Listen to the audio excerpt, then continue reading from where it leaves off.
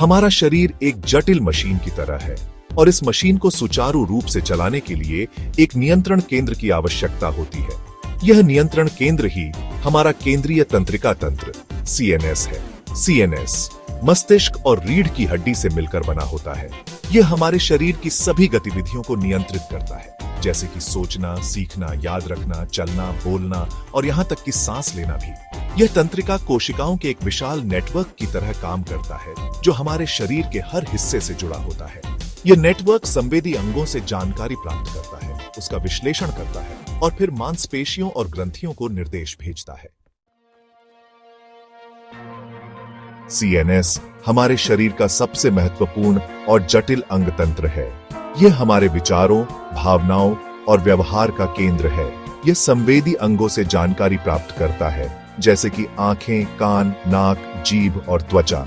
यह जानकारी मस्तिष्क तक पहुंचती है, जहां उसका विश्लेषण और व्याख्या की जाती है। फिर मस्तिष्क शरीर के विभिन्न अंगों को निर्देश भेजता है कि उन्हें क्या करना है।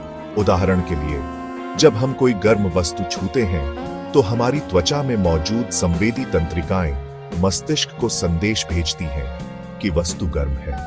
मस्तिष्क तुरंत हाथ को हटाने का निर्देश देता है, जिससे हमें जलने से बचाव होता है। CNS दवाएं वे दवाएं हैं जो हमारे मस्तिष्क और तंत्रिका तंत्र को प्रभावित करती हैं।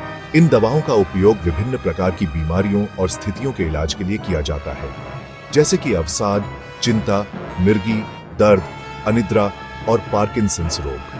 इन दवाओं के कई फायदे हैं, जैसे कि दर्द से राहत, मनोदशा में सुधार और नींद में सुधार। हालांकि इन दवाओं के कुछ नुकसान भी हो सकते हैं, जैसे कि उनींदापन, चक्कर आना, मतली, कब्ज और निर्भरता। इसलिए इन दवाओं का उपयोग केवल डॉक्टर के परामर्श और देख-रेख में ही करना चाहिए। CNS दवाओं को उनके रासायनिक संरचना, कार्य करने के तरीके और चिकित्सीय उपयोग के आधार पर कई श्रेणियों में वर्गीकृत किया जा सकता है। कुछ मुख्य वर्गों में शामिल हैं चिंता निवारक दवाएं, एंक्सियोलिटिक्स। ये दवाएं चिंता और घबराहट को कम करने में मदद करती हैं। उदाहरण के लिए डायजेपाम, वैलियम और अल्प्राजोलम, एक्सानैक्स। अवसाद रोधी दवाएं, एंटीडिप्रेसेंट्स। ये दवाएं अवसाद के लक्षणों को दूर करने में मदद करती हैं। उदाहरण के लिए फ्लॉक्सिटीन, प्रोजैक और sertraline, Zoloft. Mood stabilisers, mood stabilisers. ये दवाएं मूड स्विंग को नियंत्रित करने में मदद करती हैं, जैसे कि बाइपोलर डिसऑर्डर में। उदाहरण के लिए लिथियम और वेलप्रोइक एसिड, डेपाकोटे।